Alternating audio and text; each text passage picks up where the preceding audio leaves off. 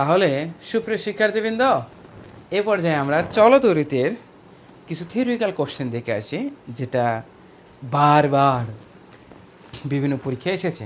তাহলে আমরা একটু সুন্দর করে দেখে আসি। যেমন হচ্ছে এই রোদের সূত্র। এই রোদের সূত্রটা মনে রাখার জন্য আমরা করি না, দেরি করলে লেট হয়ে যাবে। মজা করে বলি কিন্তু, তাই না? তার মানে এই হচ্ছে দেরি আর লেট কিন্তু একই জিনিস।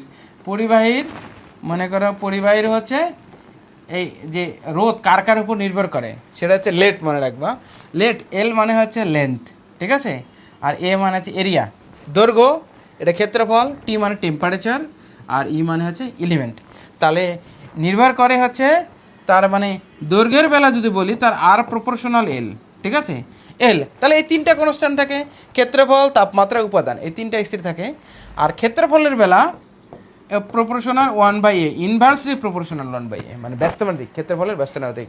তাহলে এটার বেলা কে কে থাকে?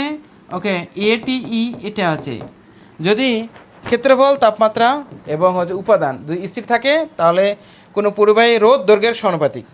আর এটার ক্ষেত্রে দৈর্ঘ্য, টেম্পারেচার, উপাদান যদি স্থির থাকে, তাহলে রোধ ক্ষেত্রফলের ব্যস্তানুপাতিক।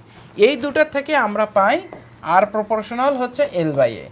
তখন ঠিক আছে, তখন আর ইকুয়াল হচ্ছে এই রো L/A, ঠিক আছে? এই রো হচ্ছে আপেক্ষিক রোধ। তাহলে এটাই সুন্দর করে এখানে লিখে দেওয়া আছে। তাহলে প্রথমটা তো বলে দিলাম, আর প্রপোর্শনাল এল, বুঝেছো? ক্লিয়ার আছে? বাকি তিনটাই ওকে, বাকি তিনটা হচ্ছে স্থির থাকলে। দ্বিতীয়টা আমি বলে দিছি। আর পরিবাহীর ক্ষেত্রে তাপমাত্রার সাথে কোনো পরিবাহীর রোধ হচ্ছে সমানুপাতিক তাপমাত্রা। এখন তাহলে তাপমাত্রা যদি বাড়ে, রোধও বাড়বে, তাপমাত্রা কমলে রোধও কমবে। তোমার বউ যদি তোমাকে ভালোবাসে, তাহলে তোমার সুখে তোমার বউ হ্যাপি, তোমার দুঃখে তোমার বউ হ্যাপি। দুঃখে হবে না, তুমি যদি দুঃখী হও তোমার বউ দুঃখী, এরকমভাবে পরিপূরক একে অন্যের ক্ষেত্রে। আর হচ্ছে উপাদানের ক্ষেত্রে বিভিন্ন ম্যানেমাইন্ড, আসলে বিভিন্ন পরিবাহী রোধ হচ্ছে বিভিন্ন হয়। তাহলে হচ্ছে এটা দেখলাম, তোমরা জাস্ট এভাবে মনে রাখবে, ঠিক আছে? So thank you.